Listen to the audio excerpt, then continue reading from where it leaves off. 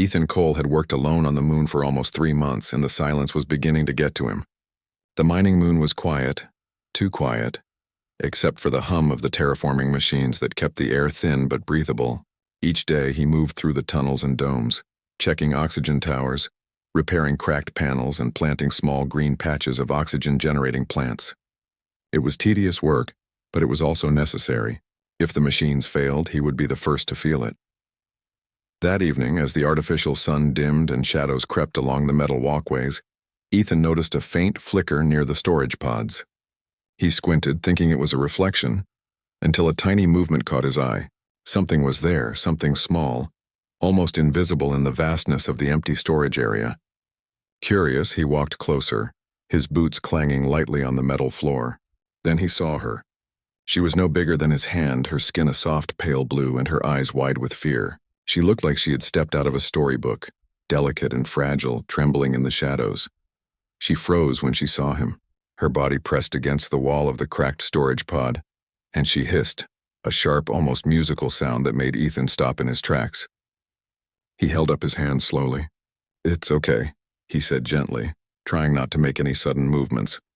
"I won't hurt you." The tiny alien girl's eyes widened in terror. She shook her head violently and whispered something in a language Ethan could not understand. From the way her mouth moved, her tone of fear, and the rapid fluttering of her small wings, he understood one thing clearly. She thought he was dangerous. He knelt carefully, trying to appear smaller, softer, less like the enormous being she had clearly feared. He glanced around, looking for anything she might be hiding behind. She ducked behind a small crate, her tiny fingers clutching the metal edge like a lifeline. Ethan realized she was starving. Her movements were slow, weak, and unsteady. He removed his gloves, revealing his bare hands, and slowly placed a piece of fruit he had carried in his pocket near the crate. He stepped back and made sure to keep his distance. The fruit was a bright orange, something soft and sweet he thought might appeal to her. At first, she didn't move. She watched him suspiciously, her eyes flicking from the fruit to his hands and back. Then slowly, hunger overcame fear. She crept forward, tiny feet tiptoeing on the metal floor. Her hand reached out, shaking violently, and took the fruit. She sniffed it, then took a cautious bite. Ethan held his breath, waiting. After a few moments, she swallowed and backed away, still watching him with wide, uncertain eyes. Ethan smiled softly. "See, I'm not going to eat you," he said, trying to reassure her.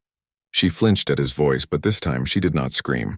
For the rest of the night, Ethan made sure to provide small pieces of fruit and water in a shallow dish. He stayed nearby, speaking softly, letting her see that he meant no harm. Slowly, she began to trust him enough to eat without hiding completely. By the next morning, Ethan had prepared a small habitat for her inside one of the larger transparent containers from the storage pods. He padded the interior with soft materials, tiny plants, and small water dishes. The alien girl watched him work silently, her wide eyes following every motion. Ethan tried to communicate with her, but she only shook her head. She was clearly frightened of him, and he understood that. Her people must have stories about humans being dangerous, he thought. He had read about other species fearing humans because of their size and strength. Days passed, and their routine became a careful dance. Ethan would work on the machines, sometimes talking softly to her about the stars, the planets, and the forests he had grown. The tiny alien girl, whose name he did not yet know, would watch him quietly, hiding most of the time but occasionally creeping closer to observe. She learned quickly, noticing how he fixed machinery, how he moved plants without crushing them, how he hummed softly to himself while he worked. One night, a violent dust storm rolled across the moon, the artificial sun dimmed, and the wind shook the outer walls of the domes. Ethan noticed that the container he had prepared for the girl was rattling dangerously. He rushed over, shielding her with his large hands as the storm pounded the structure. She screamed, her tiny voice rising above the howl of the wind. Ethan held her gently but firmly, whispering soft words of reassurance. When the storm passed, he opened the container and set her down safely. She looked up at him, her eyes wide and glistening with unshed tears. She whispered a tiny word he didn't understand, but it was the first time she had spoken directly to him, and Ethan understood it as thanks. From that night, the alien girl began to trust him more. She would watch him while he worked, sometimes even mimicking his movements with her tiny hands. Ethan realized she was incredibly intelligent and resourceful. She had survived alone in the storage pods, possibly for days or weeks before he found her. Her species must be resilient, capable of enduring far more than their size suggested. Ethan tried to learn her language, but it was complex and filled with sounds that his vocal cords struggled to produce. Instead, he used simple gestures, showing her objects, pointing to machines, and mimicking actions. She began to respond with gestures of her own, pointing to things she wanted, shaking her head when she disagreed, and occasionally smiling when something pleased her. The days grew into weeks. Ethan and the alien girl began to develop a routine. He would bring her fresh fruit, water, and sometimes small plants from his oxygen gardens. She would watch him work, learning about the machines, and slowly began to explore her tiny world within the container. She discovered the small plants he had placed inside, climbing on them like a tiny adventurer, testing her limits, learning about her new surroundings. One evening, as the artificial sun dipped below the horizon and the moon grew quiet once more, Ethan sat beside her container. He noticed her watching him sleep. He smiled softly, understanding that she was observing him out of curiosity, not fear this time.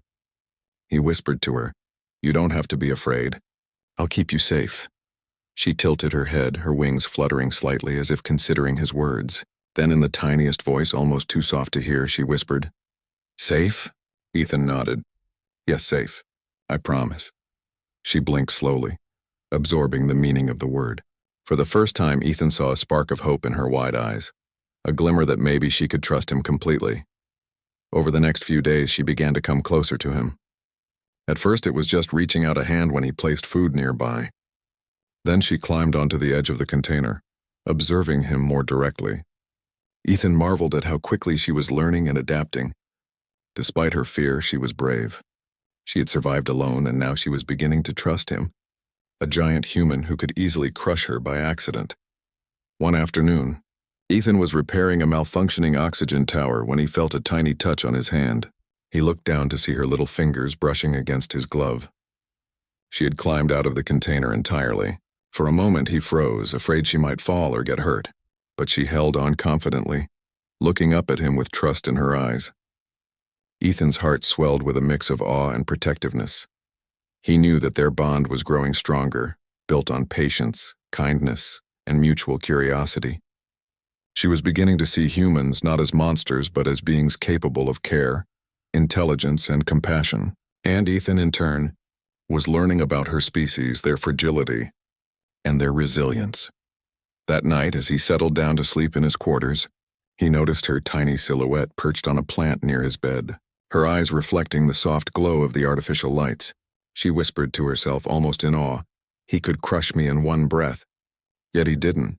Ethan smiled in his sleep, understanding that trust was forming between them, delicate but strong enough to survive the challenges ahead. The bond between the giant human and the tiny alien girl was no longer just about survival. It was about connection, understanding, and the fragile beginnings of friendship. And as the stars shone through the dome above, Ethan had a quiet feeling that their story was only just beginning. The days after the dust storm passed were calm, but calm never lasted long on a mining moon. Ethan had grown used to the routine, and the tiny alien girl, who he had begun calling Lyra after guessing the closest human sound to her name, had grown more confident in her small world. She no longer hid entirely in her habitat, and even began helping him in small ways, like handing him tools too large for her to carry properly, or pointing out tiny cracks in the machinery he might have missed. Their communication was still awkward, mostly gestures and simple words, but it was working. Ethan was teaching her about his world, showing her how to plant oxygen-generating greenery in the sterile metal corridors, explaining how machines worked, and telling her stories about Earth and its forests, oceans, and skies. Lyra listened intently, her large eyes reflecting curiosity, amazement, and the tiniest spark of trust. She sometimes repeated the words he said, her tiny voice soft and musical, her pronunciation imperfect but determined. For Ethan, the sight of her trying to speak human words filled him with a quiet warmth he had not felt in years. But life on the moon was never just calm. One morning, the hum of engines grew louder than usual, and a shadow passed over the domes. Ethan looked up and saw the unmistakable shape of an Earth mining ship descending. Panic rose in his chest. This was no routine supply vessel. It was a reclamation ship, come to take the moon's resources for the corporation back on Earth. And if the ship's crew found Lyra, she could be seen as nothing more than a curiosity or worse, a specimen to be studied and captured. Ethan's mind raced. He had to hide her, but there were few safe places large enough to contain her yet small enough to escape detection. Lyra sensed his sudden tension and fluttered to his shoulder, gripping his collar lightly. Her eyes, wide and fearful, mirrored the worry he tried to hide. Ethan knelt to her level, holding her hands gently. "We have to stay hidden," he said quietly. "Can you do that?" She nodded, understanding that danger was near, though she did not fully know what it meant. He quickly moved her habitat into a small maintenance shaft, a cramped but secure space where the human crew would not think to look. He built a tiny cover from metal scraps and soft padding, creating a safe pocket where she could observe but remain unseen. Lyra looked at him, and for the first time fear and trust collided in her eyes. She whispered a small word. "Safe?" Ethan nodded firmly. "Yes, safe. I promise." The mining crew landed on the moon. Their boots clanged on the metal floor, their voices loud and commanding. They inspected the domes, scanning for resources and valuable minerals. Ethan met the captain outside the main dome. The captain, a tall, sharp-eyed man, gestured at the domes. "Clear this area," he barked. "We're taking back what's ours. No delays." Ethan swallowed, feeling his heart pound. "I can't let you do that," he said calmly but firmly. "There's something here you don't know about. If you proceed, it could be dangerous," the captain sneered. "Dangerous? It's just a mining moon. Clear it or face consequences." Ethan realized he had no choice. He needed to show them proof of Lyra's existence without revealing her to danger. He rushed to the control panel, activating a holographic display he had been secretly testing for research purposes. With a few keystrokes, he projected a lifelike image of Lyra, her tiny body moving and climbing plants, observing the world around her. The crew froze. None of them had ever seen a Tivrian before. The holographic image of Lyra moved with life and intelligence, her eyes sparkling with curiosity. Ethan's voice echoed across the metal hall. "She is real. Her species exists. If you proceed to destroy this habitat, you will be committing an irreversible act. You will erase a living civilization that has survived against incredible odds." The captain stepped back, confused and cautious. He studied the hologram, then turned to his crew. "Is this for real?" one of them asked. Ethan met their gaze. "She is real. And she is fragile. She needs protection, not fear.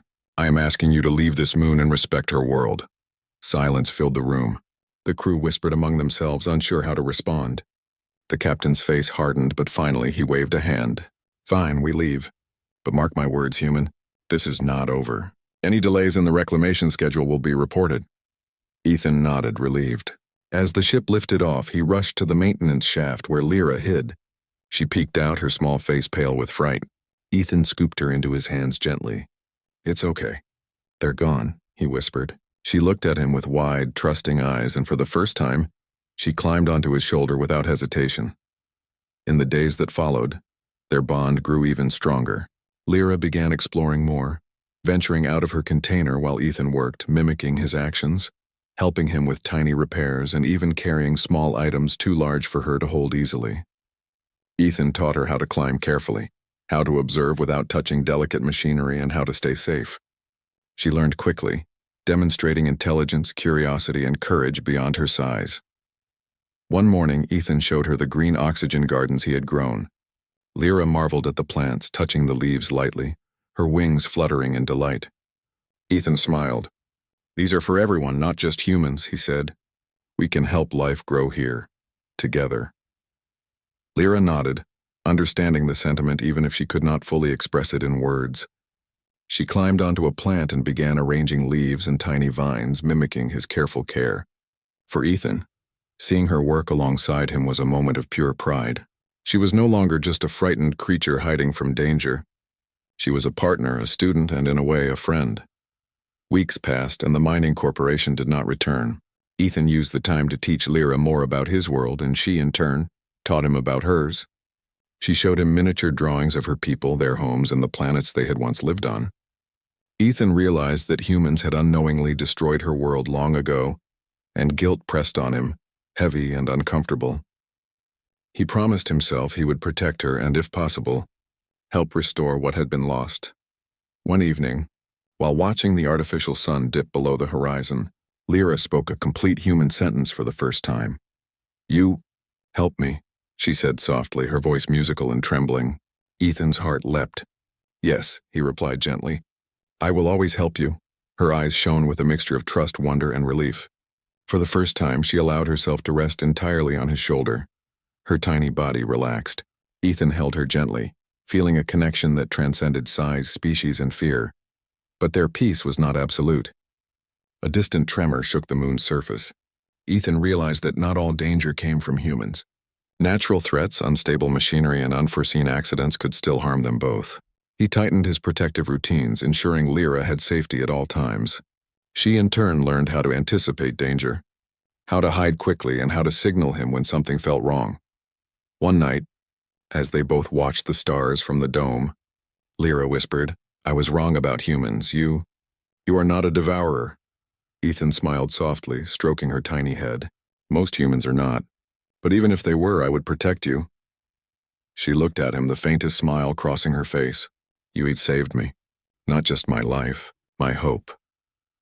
The moon was quiet, except for the hum of machines, the gentle rustle of plants, and the soft, steady presence of the two unlikely friends. Ethan knew challenges would come again, but for now he allowed himself to feel a rare peace. Lyra had not only survived, she had begun to thrive, learning, growing, and trusting. In that moment, Ethan realized something profound. Humans had the power to destroy, yes, but also the power to nurture, to protect, and to inspire trust across species. And Lyra, small and fragile, embodied that trust. Their bond was proof that even the tiniest life could teach giants lessons about courage, hope, and compassion. Morning came, and the first rays of light filtered through the dome. Lyra perched on Ethan's shoulder, looking out at the horizon. She whispered softly, almost to herself, "Maybe you are a devourer, but of darkness, not of life." Ethan laughed quietly, the sound filling the dome with warmth. "Yes," he said, "that's exactly what I am." Together they watched the sunrise. Two beings from entirely different worlds, yet united in a bond stronger than fear, stronger than size, stronger than any challenge that might come. From fear had come trust. From a trembling alien girl had come hope. For both of them, and for the possibility that two worlds could meet not in destruction, but in understanding. And so their story continued, on a quiet moon filled with machines, greenery, and the beginning of something extraordinary. One small alien girl and one human engineer had proven that courage, kindness, and trust could bridge even the widest gaps in the galaxy.